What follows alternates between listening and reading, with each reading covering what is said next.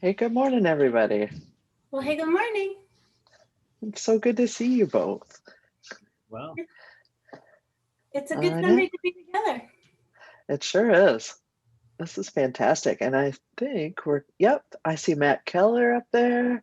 Morning. Hey, Matt's one of our pastoral visitors who will be available after the service today. And I see, looks Thank like you, Matt. Hannah might be coming in too. So you know who you get to visit with after the service instead of just being sent to some anonymous space. These awesome people. So I don't know about you all, but I have just been loving the fall colors that are happening here in the Twin Cities and in Minnesota right now. And I tell you, it is giving me so much joy and brightening things up. So I'm wondering if there's anything that's given you all joy this morning. What's giving me joy is that it's October, and October is Halloween month as far as I'm concerned. So I started working on my costume yesterday, and I'm really happy. I'm happy. I had a very simple joy yesterday. I went for a walk around Bademakaska and Lake Harriet, and I stopped at Sebastian Joe's and got a little cup of their Oreo cookies and cream ice cream and just ate it so slowly as I walked around the lake. It was, the rest of the world disappeared. All there was is color and sweet goodness. That's my favorite. That's my favorite too. And one little cup is enough. It's so good. Yeah. All you need. I came home last night to a dinner that was on the table ready for me with tinfoil and little messages about all the ingredients. Wow. It was lovely. I live alone, so usually I don't get that. That's really nice. That's amazing. What's bringing you joy, Matt? I'm enjoying the weather, and last night I was at a Bauhaus brewery and had a beer outside with a couple friends. That was real nice. That sounds fantastic. Well, I'm really glad everybody's here, and thanks Hannah and Matt for joining us for the welcome so that we can see your faces and know that you're with us. My name's Jen Crow. I'm one of the ministers here at First Universalist Church, and we are so glad that each and every one of you is here with us today. So as we gather, I see some of you are doing this already. Let us know where you're coming in from over there in the chat box. Make sure to set your chat to send to all panelists and attendees, and then let us know where you're coming in from. We are gathering from all over the Twin Cities, all over the state, all over the country, all over the world. So it is wonderful to be together. And we're so glad that each and every one of you is here. Now, as a reminder out there, you are muted and we cannot see you. So keep on doing what you're doing, or sit down or lay down and rest with these words in this space, but know that we're glad you're here from wherever you're joining us. For over 160 years, First Universalist Church has been a beacon of love and hope. We have been the people who give, receive, and grow together. We are the people who welcome, affirm, and protect the light in each human heart. We listen deeply to where love is calling us next, and we act with humility and courage and compassion in the service of justice. We do all of this as a faith community deeply committed to racial justice, and this is the life we invite you into when you journey with us. It's so good that you're here. Now, it feels especially important today that we are together. It's been another tumultuous week, as it seems to be week after week, with new waves buffeting us from all directions. So it is good to be here, and it is good to be here especially today as we mark what has become for us an annual ritual here at First Universalist, which is Mental Health Sunday. Now this year, given all of the different pressures and challenges we're facing, we are recognizing not just Mental Health Sunday, but Mental Health Week, spanning from last Wednesday's worship to this coming Wednesday's worship. We are taking the time to name and to recognize the many mental health challenges that all of us are facing, that some of us are facing more than others, and that some of us live with those that we love or care about who are also struggling with mental health issues. We take the time to name that today, to offer support to one another, to do our part to reduce stigma, and to remind one another that we are all whole and holy and worthy, loved and lovable exactly as we are. So that is what we are about today in our service, Mental Health Sunday. And as can happen any Sunday or entering any worship service, sometimes strong feelings or emotions or questions come up. or maybe there's just something we want to talk to another person about. So that's why I'm especially glad you got to see Hannah and Matt at the beginning of this welcome today. They're going to be available in the pastoral visitors space after the service. So if you'd like to talk to someone confidentially, right from your computer or phone, you can do that right after the service. Just click on the link that you'll see that you'll be directed to at the end of the service. So we're grateful for their presence and for their skill and for the confidentiality that they offer too. Now, there are all kinds of ways to be connected here at First Universalist. We hope that if you're new to us, you'll let us know who you are, reach out to us so that we can make sure that you get connected through our weekly online newsletter so that you can plug in. I know that many of you are looking for ways to share your Unitarian Universalist values as we head into this incredibly important election in just a few weeks.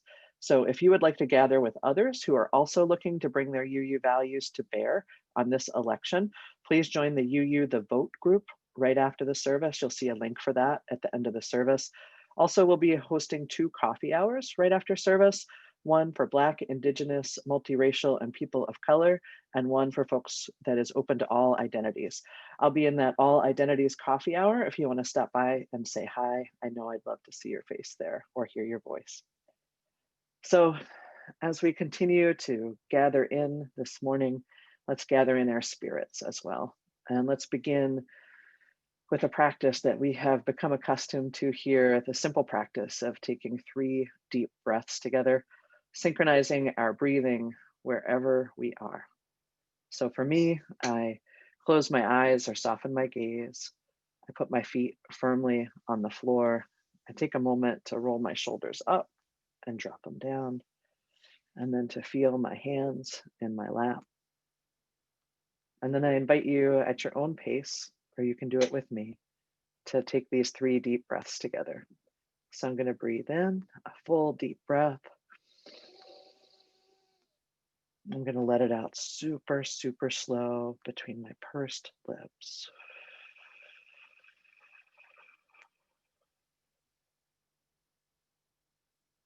And take a second full deep breath in. And let it out super slow.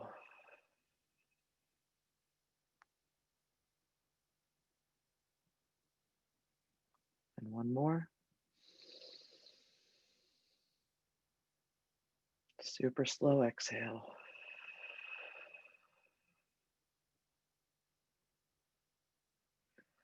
I can feel my nervous system settling down, myself arriving here with you. Thank you for that time and that practice. And let's go ahead and light our chalice together. So if you have a candle at home you can light, or you want to just light it in your heart, you can speak along with us the words for our chalice lighting this morning as we do this with Jill and Michael and Beatrice and Sylvia.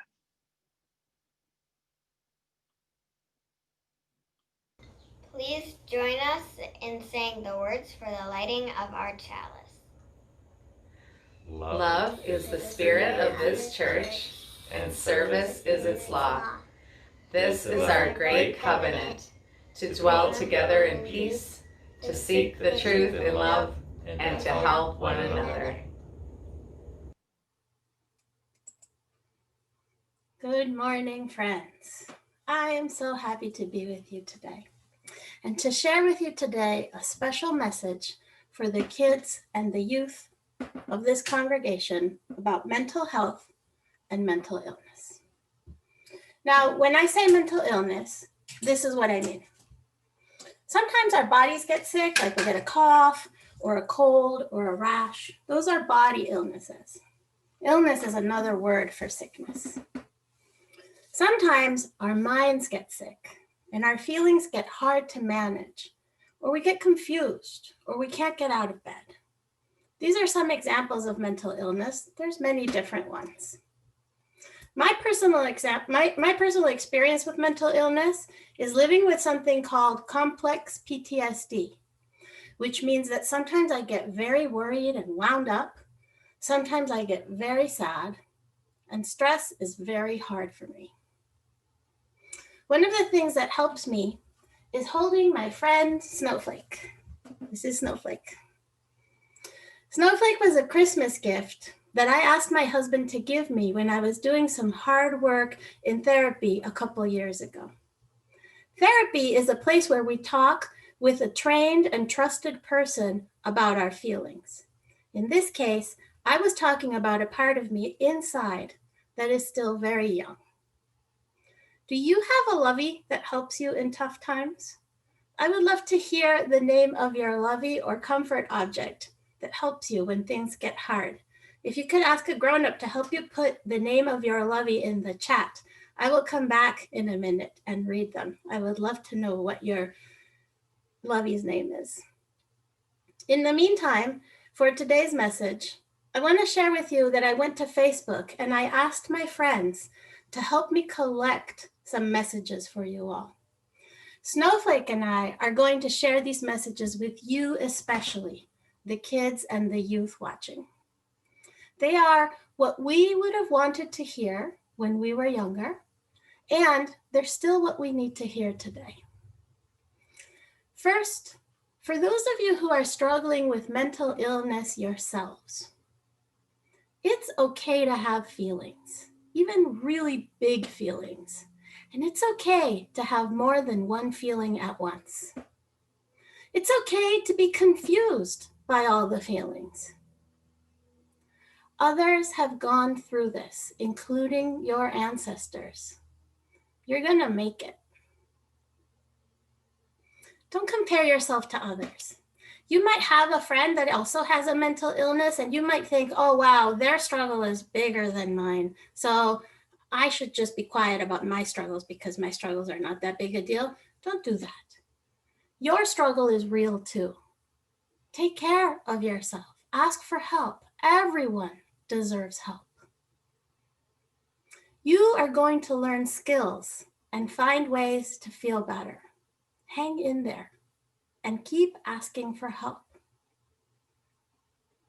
Now, for those of you who have a family member who is struggling with a mental illness, here's what my friends and Snowflake and I want you to know. You don't have to be in charge. You're allowed to be a kid or a youth. You get to be uniquely you in your family. It's nice to do nice things for others who are struggling, but it's not your job to make them better. It's okay to have feelings about what's going on, especially when it gets hard. Even when everyone is doing their best, it's still okay to have feelings. You are only responsible for you. Nothing you do or don't do makes other people do things or have feelings. And then the things that I want to share for all of you and for all of us. This is tough. It's okay to be confused or struggle with this. Keep asking for help. There is no shame. There is no shame in therapy. There is no shame in medications. There is no shame in using a weighted blanket. There is no shame in anything that helps you feel better. The challenges that you are living with right now are going to help you be helpful to others later on. You are loved for who you are, not for what you do. You are always loved. We, the people in this congregation, love you fiercely and unconditionally. We do. You do not have to carry this alone. We are in community together. Together, we're going to make it. All right, so now I want to see the names of your lovies. Snowball, Sammy, Frio, Big Pandy and Chocolate, Favy, Walrus, Chicky, Lamb, Lovey, Stitch, Jace, Bobby, Foxy, Bear, Pig, Stillwater. Oh my goodness, so many lovies. I'm so happy. Skunk and Palmer and Coco, Lucy and Mousy and Lulu the cat, Bobby the bunny. Wow, Florence the flamingo and Trevor the dragon. I need to meet these friends. Rufus and Horton, Piggy and Sheepy. Wow, this is so great. Snuffy, Teddy, Bun Bun, Mr. Tuttles, Wolfie. Oh, so sweet. Thank you. I'm sorry I don't have time to read all of these names. I really appreciate you sharing them with me. I can feel them with us. If you're not already holding your levy like me, maybe you want to go get it and hold the levy for the rest of the service. And know that all across Minneapolis and even in Michigan, where I am, we are connected through this love and through our levies and through our connection to each other. And speaking of helpful things, did you know that humming is very helpful? So next, we're going to hear Amy talk about humming and teach us how to hum together. So let's do that now.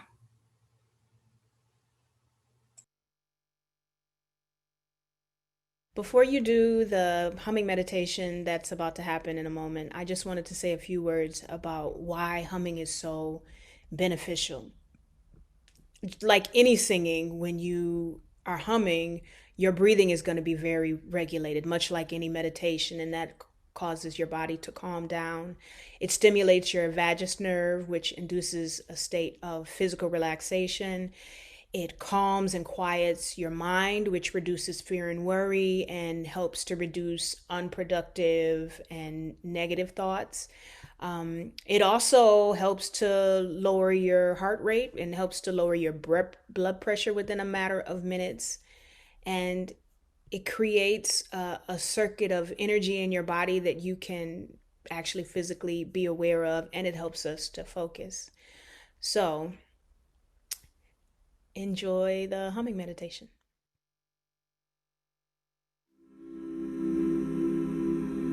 Good morning. Find a comfortable position for your body, sitting, lying down, or standing.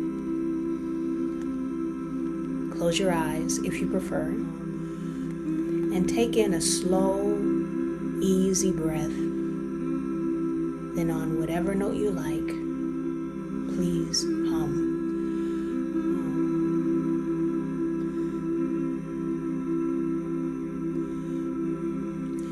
As you continue to hum, let your body tell you when to inhale and exhale. Let your humming be a natural function of your breathing.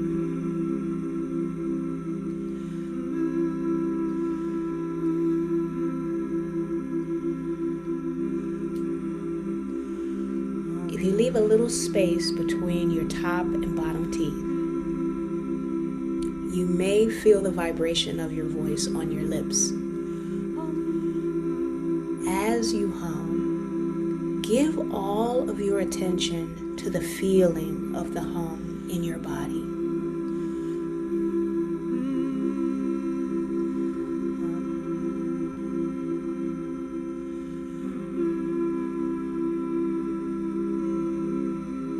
See if you can expand the place of that hum to encompass more and more of your body so that you feel your whole body vibrating, if that's possible for you.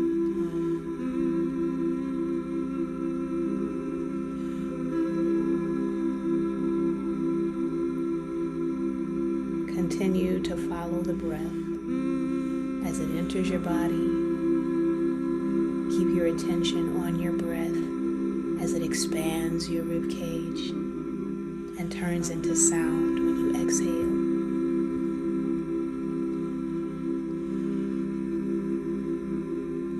Feel free to change notes as often as you like. And as you raise and lower the notes, notice how the location of the vibration changes.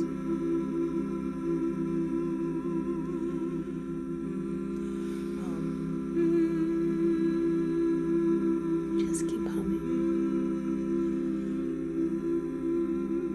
When you notice your mind wandering, just acknowledge it by saying to yourself, thoughts. Then give all of your attention back to the vibration your voice makes in your body.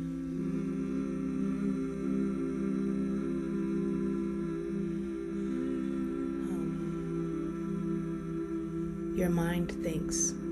That's its nature. But it can also be a source of stress. So when our thoughts become overwhelming, humming is a place where you can take a little refuge in the feeling of your own voice,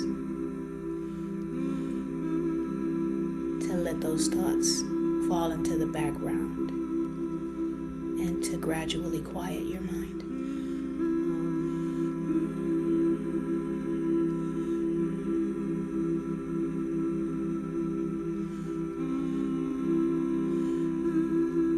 After your next, inhale and hum, let your voice come to rest, and I'll give you the next set of instructions.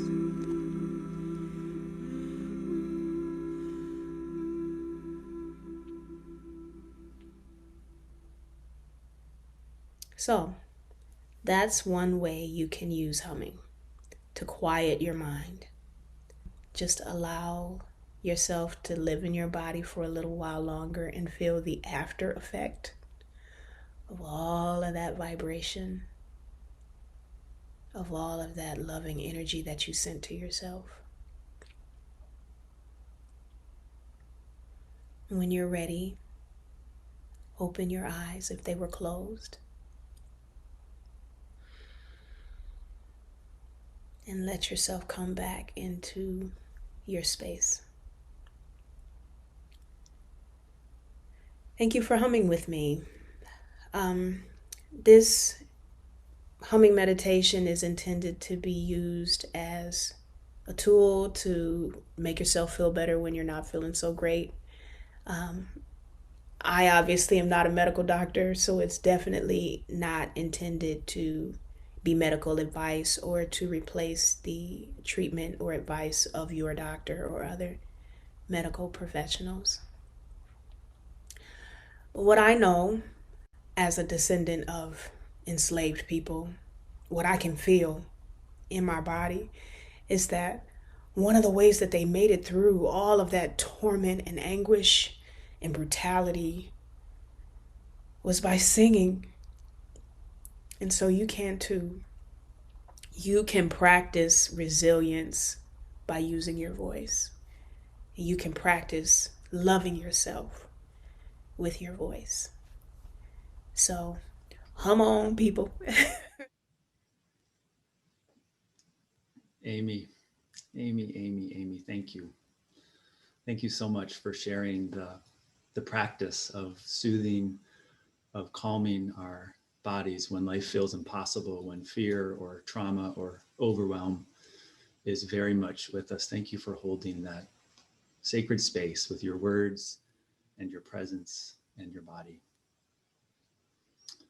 So friends, this morning I want to follow Amy's lead. I think she has already put us in a place, moved us into a place of settledness and a place of quiet, a place of prayer. And I want to invite us into that spirit of prayer right now.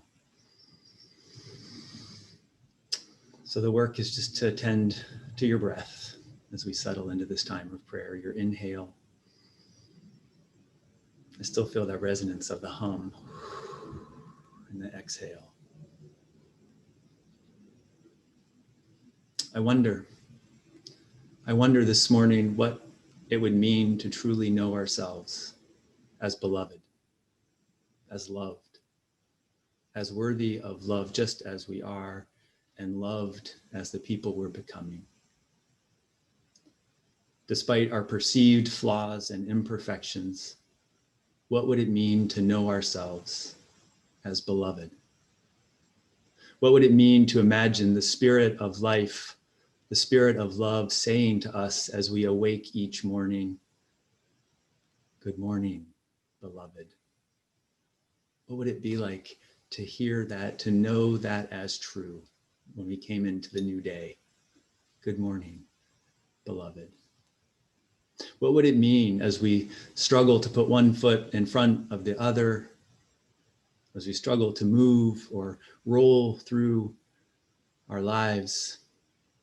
What would it mean to hear and to know that a voice, a presence was there saying, beloved, I am here with you.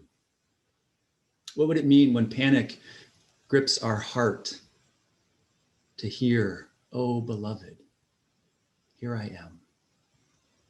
What would it mean, despite whatever labels we put on ourselves, or whatever diagnosis we carry, or whatever self-judgment we hold, if we knew our true name to be beloved? Beloved. Beloved. Being loved, being seen, being cared for doesn't make all of the hurt or the worry or the grief disappear, but it can change the weight. It can change and shift the way we carry those hard things. Something moves when we know ourselves as beloved. And so today we love and see and care for church member Doug Smalley. Doug's father, Clay Smalley, passed away at the end of August, and we will celebrate and remember Clay's life in an online memorial service today at 1 p.m. Today, we send our love and care to John Edelman and his family. John was recently diagnosed with cancer, and he starts chemotherapy soon. And we hold Eric Takashida and his wife, Denise, in our prayers. Denise just discovered she has a mass on her pancreas, and they ask for your healing, positive thoughts, for love and light to be sent their way. And I invite you now to share in the chat box the things that hurt, the things you are grieving, the things you are worried or concerned about. And as people share in the chat, I invite you, if you are so moved, to silently respond, beloved, I am holding this with you. I invite you to share those things and to respond silently, beloved, I am holding this with you.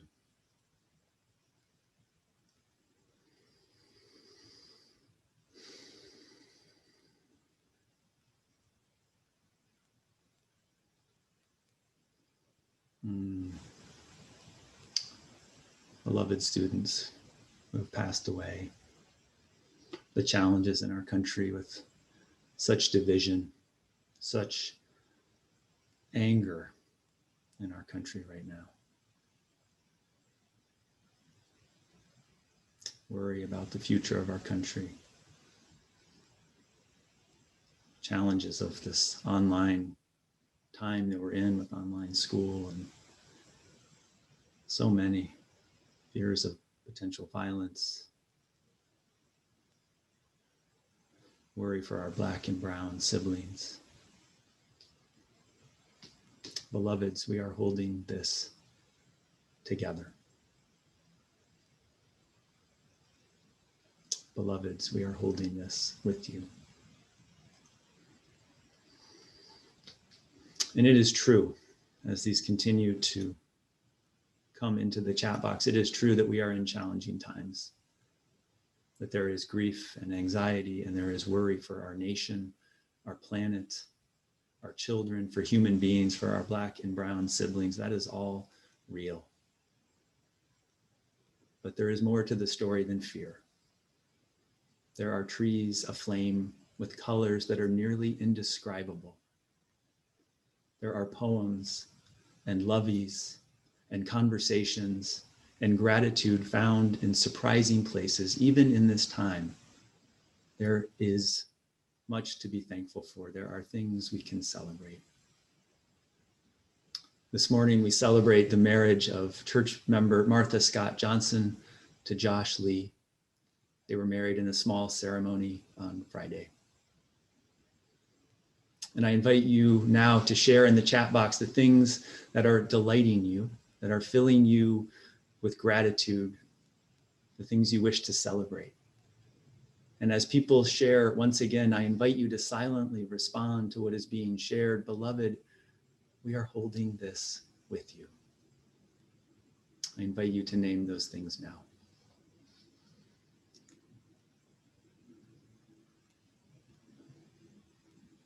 Oh, that's right. Seth Matz's wedding. Yes. Remission from cancer, the leaves, the North Shore, being able to visit outdoors in this beautiful fall weather, time with loved ones. It's really flying by. I can't even read it all. Families, our job is bringing us joy, a silver lining. We can share these joys and sorrows with one another in this space and see each other and know each other as beloved. Kindness of two strangers, bonfires, day after day, students showing up. Bird song in the morning. There is beauty in the world still, friends. There is joy. There is much to celebrate. And we hold this together. As we move to a close in our time of prayer, we pray that the grip of addiction might be loosened, that the weight of oppression might be lightened, that grief will be shared, that joy will break through, and that love will make every suffering bearable for us all. Amen. And blessed be. We'll sing together Spirit of Life right now with Sarah Lindsay and our pianist, Franco Holder.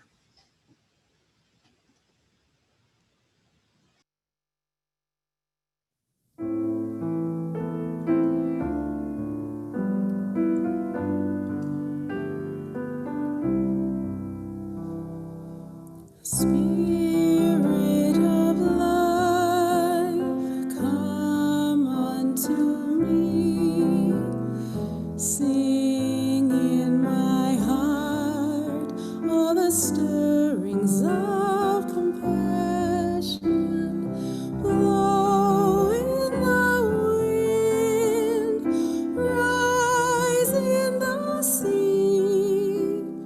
Move in the hand, giving life the shape of justice. Roots hold me close, wings set me free. Spirit of life, come to me, come to me.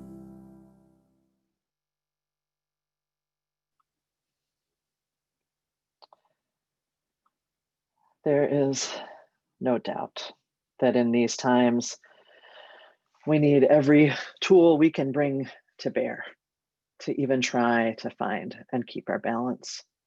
I'm so grateful for the tools of singing, for Sarah's beautiful voice, for Franco's playing, for Amy's humming, Justin's prayer, Julica's truth-telling, for our chalice lighting together, for all the ways we are connecting, for the breathing deep that we practice together each and every week. We need all of our familiar tools, all of the tools we can gather if we are going to begin to find and keep our balance in these shadowy days. Now, I don't need to tell you about all that we are facing together because you are facing it too. You know how hard this time is, how challenging all of these different pressures and impacts are. You know that we are living in extraordinary times. We are living in extraordinarily difficult times. And as I have said before, we may all be in the same storm, but we are certainly not all in the same boat. For some of us, the challenges of these times are impacting us differently. Some of us are sheltered by privilege in different ways in this time of the storms, and some of us are living with difficulties visible and invisible, closer to the margins or off the cliff entirely, as generations of oppression and stigma accumulate. We are all in this difficult storm, but we are in different boats. So it is in challenging times like this that I turn to my teachers. I turn to the teachers who tell the truth no matter what. And today I find myself turning to Dr. Clarissa Pinkola Estes, an American poet, psychoanalyst and post-trauma specialist. She's a mestiza Latina who has served as a lifelong activist in service of the voiceless. She wrote an essay called "You Were Made for This," and I want to share a part of it with you now. So you'll see it up on your screen. These are important words for us today and every day. She says, ours is not the task of fixing the entire world all at once, but of stretching out to mend the part of the world that is within our reach. Any small, calm thing that one soul can do to help another soul, to assist some portion of this poor, suffering world will help immensely. It is not given to us to know which acts or by whom will cause the critical mass to tip toward an enduring good. What is needed for dramatic change is an accumulation of acts, adding to, adding more, continuing. We know that it does not take everyone on earth to bring justice and peace, but only a small, determined group who will not give up during the first, the second, or the 100th gale.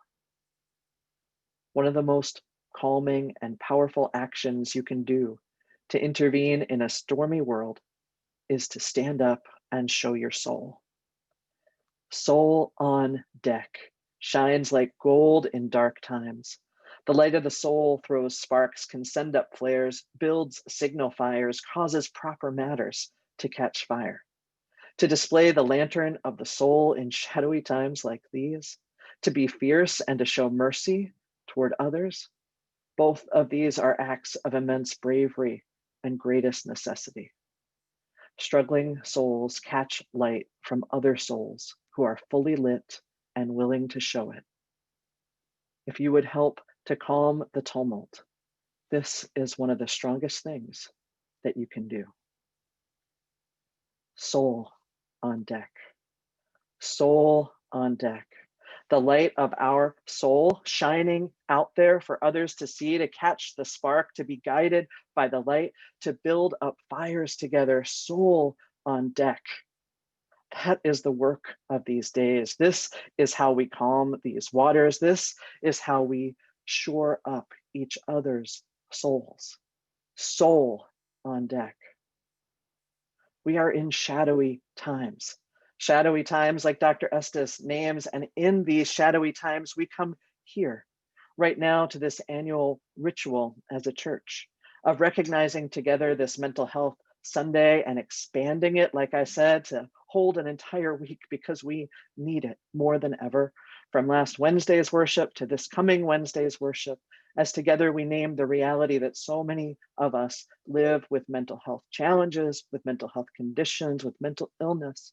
So many of us live with it, and so many of the people that we love do too.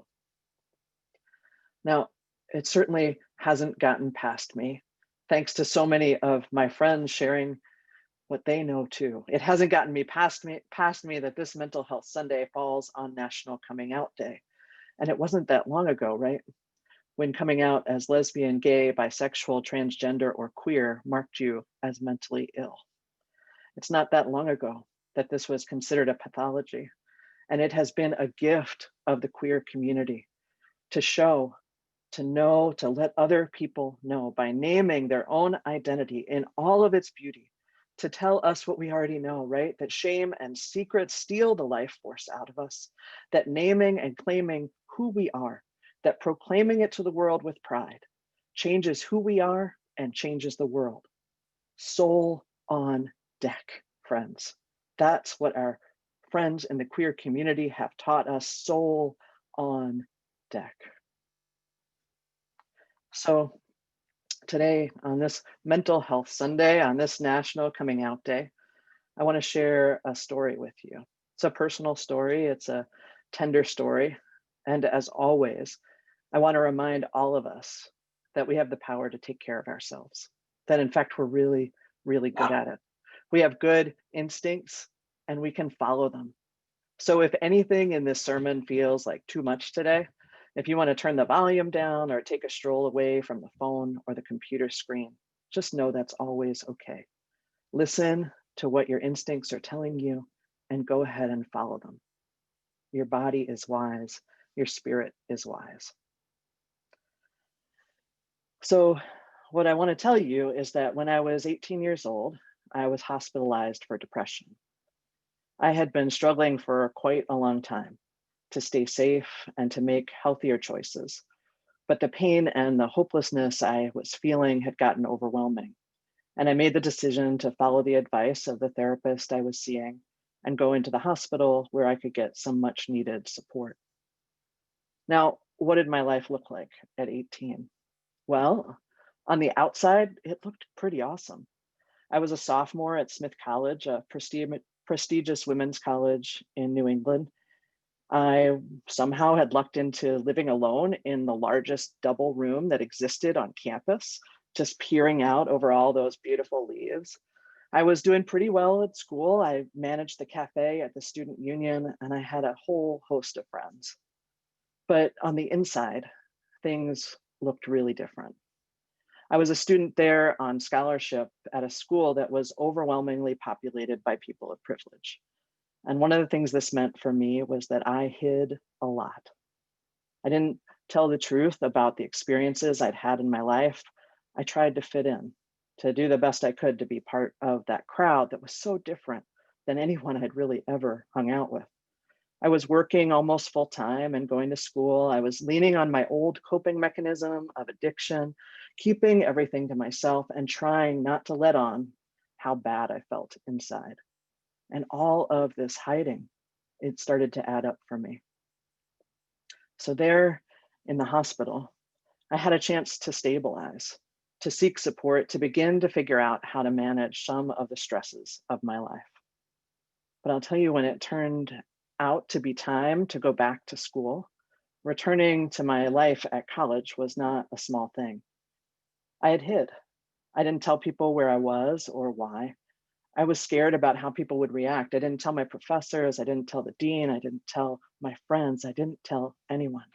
I was still hiding, afraid that adding the stigma of a psychiatric hospitalization onto all the other challenges I was facing was just going to be too much. So maybe it was because I hadn't told anybody about the real reason for being away that while I was gone, the college decided this would be a perfect opportunity to fill that open double and to give me the roommate I hadn't had the entire school year. What good timing. So when I came home, feeling super shaky and still really working to find my bearings, I arrived there to find a new roommate. So I'll tell you, meeting her on that first day back, I was totally terrified. I had all these storylines going on in my head that were really about my own return and my own struggles, right? I was sure that if I told anybody the truth about where I'd been, I would be met with, a range of possibilities, anywhere from disgust to pity, but really nothing else in between. That was what I was sure was going to happen. I was worried that this hospitalization meant the beginning of a pattern, that I'd be in and out of the hospital, never really finding stability or gaining my bearings again in my life. I was worried that this new life that I had begun to create, that I had imagined for myself when I left home and headed to college, that it was just going to crumble. I knew what I needed for support, but I didn't trust that anybody was going to be able to give it to me, or that I'd be able to ask for that matter. So all of those things and more were running through my mind as I stepped into the house that we all shared together and met my new roommate, Caroline. Now, when I walked into that room, I dropped my bags and I made a decision right there in the moment. I decided to go for it. She's going to find out sooner or later by living with me that I had some struggles. I mean, I didn't sleep most of the time, not until the sun came up. I needed the lights on all the time. I really, being new in recovery too, I needed it to be a sober space. There were things she was going to find out pretty quickly. So I just thought, I'm going to go for it. So I told her where I'd been. I told her, like I said, that I needed the lights on pretty much all the time. I was pretty sad and anxious a lot of the time. I needed the room to be free of drugs and alcohol, and that I was just back from the hospital. And I said to her, I get it. We're just meeting.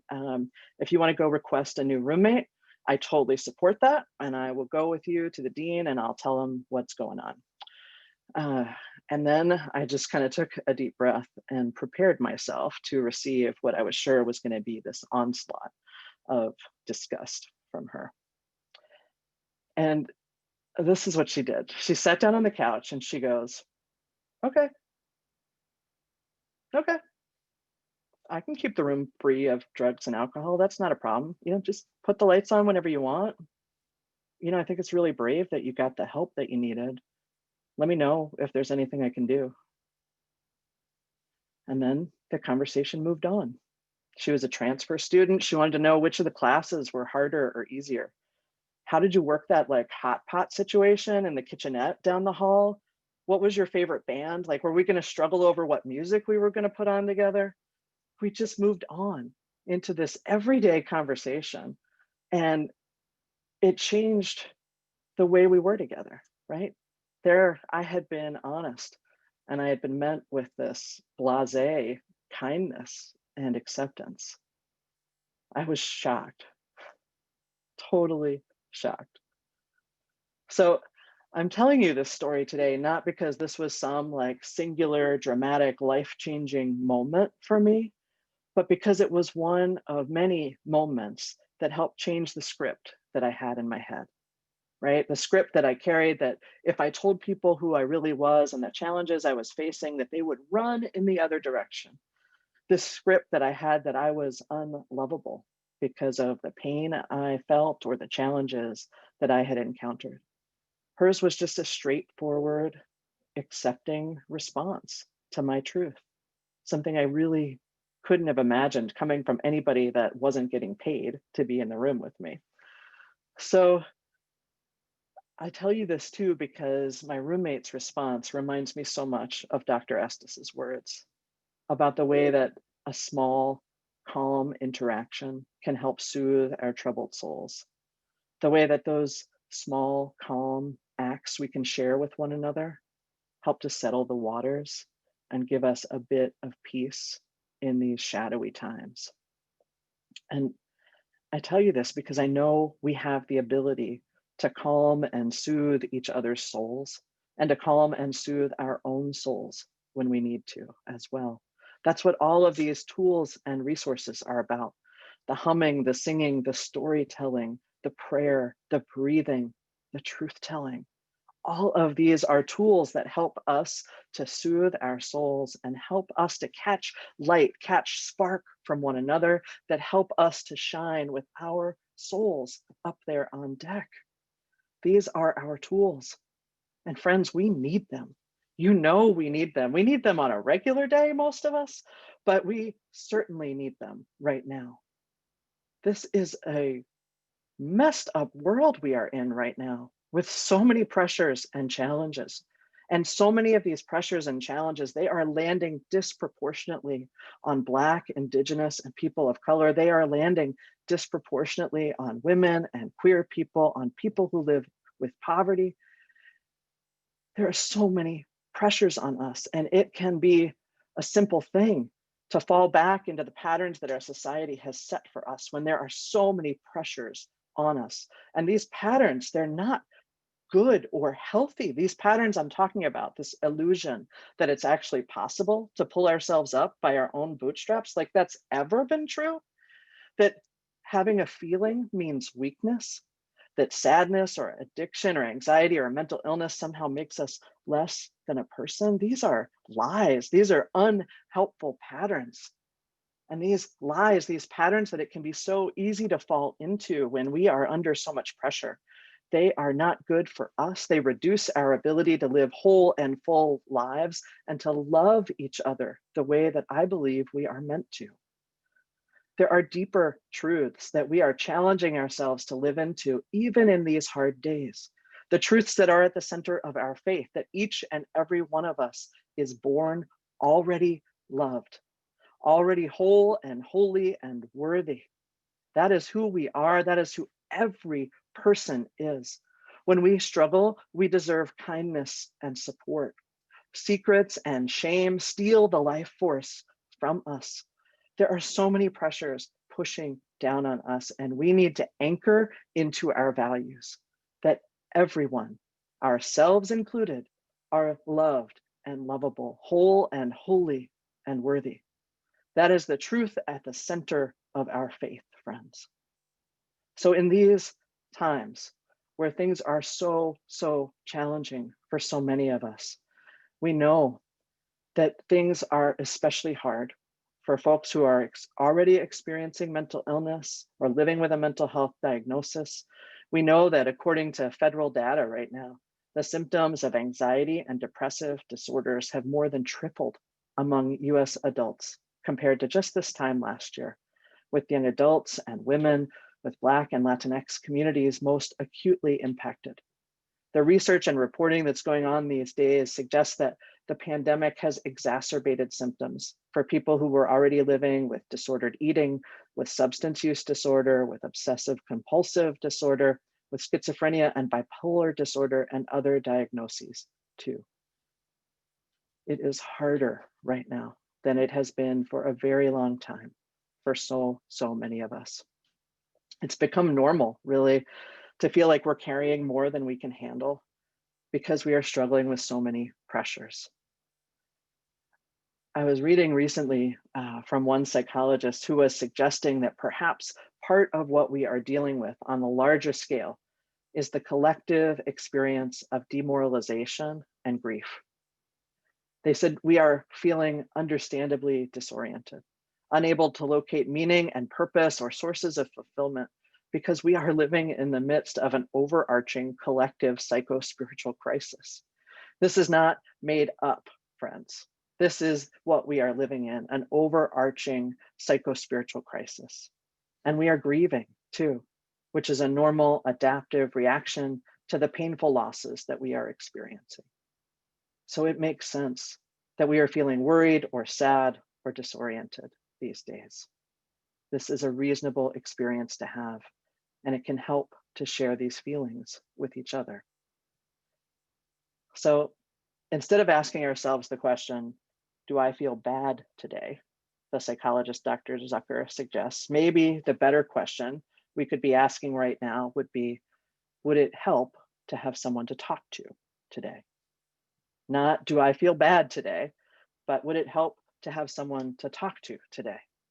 If so, then this is the day. This is the day to strengthen and layer up our support, to seek out a therapist or a counselor, a small group, a trusted network of friends, or a family member. When we are able to share how we're really doing, and we make room by sharing how we are really doing, we create space for others to do that too. We are shining our soul on deck. We're making room for another story to come through, shattering those illusions that have always been there, that we have to do this all by ourselves, that we ever could do this life all by ourselves. Vulnerability signals strength, my friends. Vulnerability is strength. Soul on deck. That is what we are about here as a church community. That is what we need to do to save ourselves and each other in these shadowy times. We have to remember the small, calm things one soul can do to help another soul, to allow our souls to shine bright on deck, to offer safe harbor, to throw out light that can catch spark, that can catch fire, to create a new reality. Soul on deck. I know we can do it, friends. I see you do it all the time. Let your soul shine. We want to see it. And if it would help today to have someone to talk to, please reach out. Reach out to church, reach out to Mental Health Connect, who you'll hear about in just a moment. Reach out to friends and family. Each and every one of us is born already loved, already whole and holy and worthy. May you know the truth of this deep and boundless love in your bones, and may you share it with others. Soul on deck. Amen.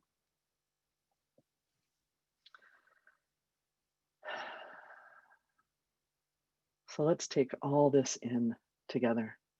Let's take all this in as we take some time to join together in this candle lighting ritual that we have shared for the last 4 years as part of Mental Health Sunday, as we acknowledge together the reality that our lives and the lives of those we love are impacted by mental illness in all of its forms.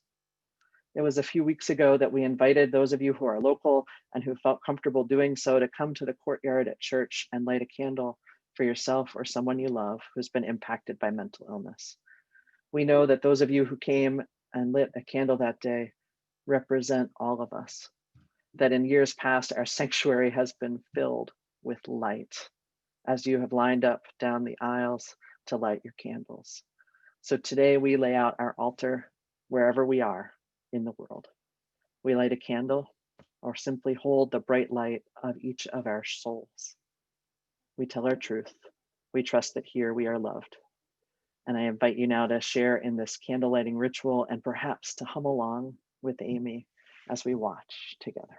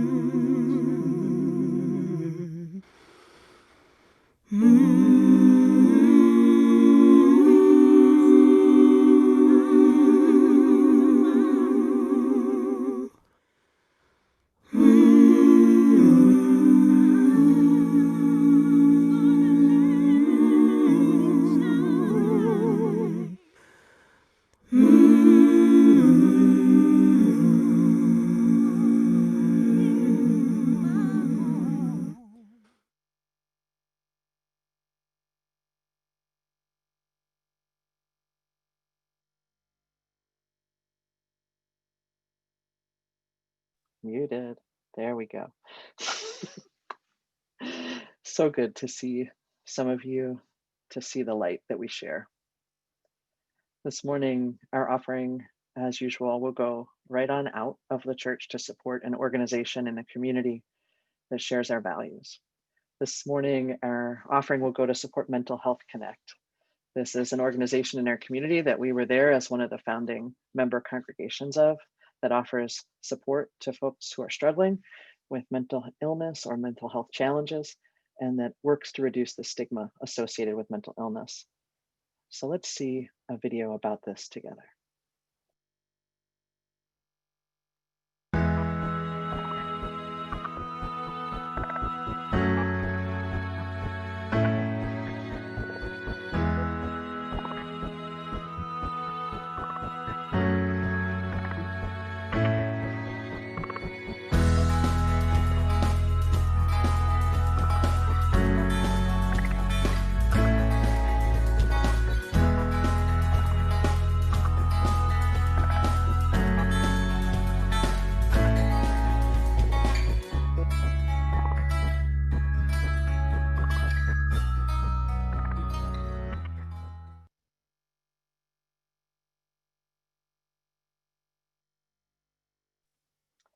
So there are lots of ways to give this morning to Mental Health Connect to support their important programming. Some of those ways are going to pop up on your screen right now. You can text to give. There's an example of that up there. Use your smartphone to text First Univ to 73256. You can use Square Cash. You can mail a check. You can donate through our church's website. And we also want to remind you that if finances are one of the many pressures that you are facing right now, if you are struggling financially in some way, please do let us know. We have resources available to help stabilize the situation you found yourself in. So now we're going to rest in the beauty of our choir singing. We have today a song for you called Flight Song, and so many of our choir members have dedicated countless volunteer hours to the creation of this video, to sharing their voices to create this beauty. So we hope that you will enjoy and appreciate all that has gone into this, the countless hours of time and energy and growing expertise as folks are learning and working on this together. It's beautiful. Let's watch together.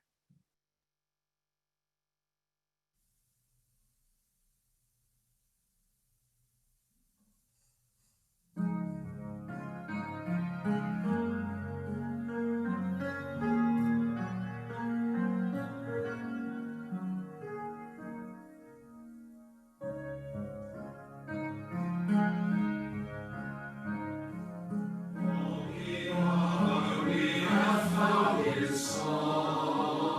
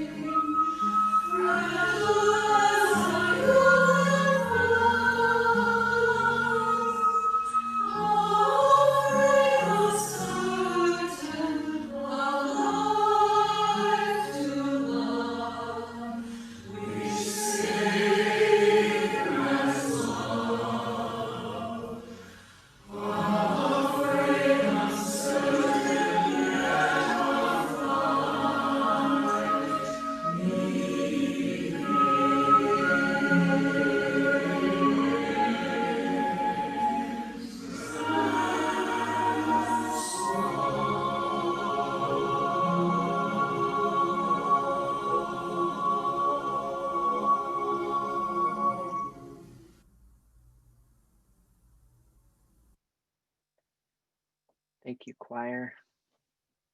Thank you for that beauty, for that time together in song. So friends, I want to remind you that there are opportunities to connect right after our worship service. If you want to join the UU The Vote group, that is available. If you want to come to coffee hour, there are 2 options available, one for Black, Indigenous, multiracial, and people of color, and one for folks of all identities. I'll be in that one. I'd love to see you or hear you there. Remember too that our pastoral visitors are here for you, not just today, but every day, as are your ministers and staff.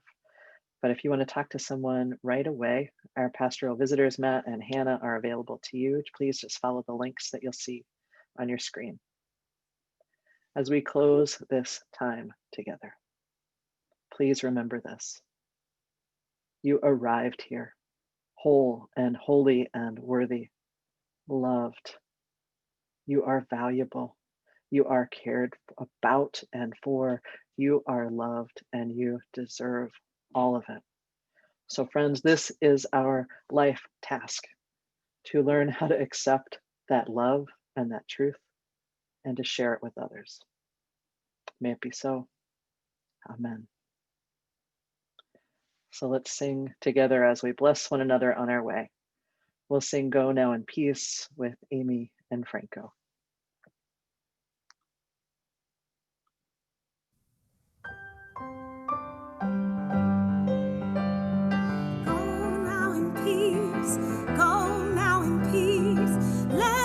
Spirit of love surround you everywhere, everywhere you may go.